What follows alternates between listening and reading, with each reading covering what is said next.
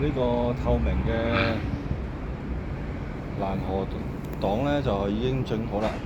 咁上邊呢個咧就用螺絲咯去修固咗佢嘅。咁螺絲之間咧亦都有落到雙面膠住嘅，咁就非常之穩固啦。咁就唔需要再加任何嘅玻璃膠啦，因為已經非常之牢固啦，係啦，非常之穩陣，係啦，視野都好清晰。呢邊直翻嗰度，咁另外下邊個底嗰度咧已經做好啦，開咗噏，貼住個底嗰度一路咁沿住邊一路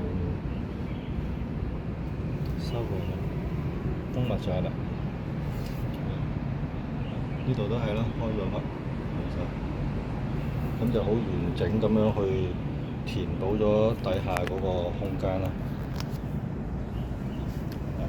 咁接駁位置啦，咁啊切翻個長度合適嘅長度啦，喺翻呢條中柱嗰度碰位啦。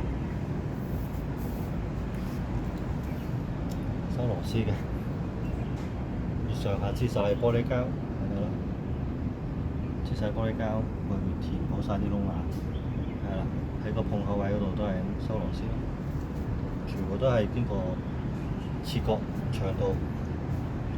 開咗個噏，咁啊就翻晒啲柱位嗰度做接駁，係跟翻上面。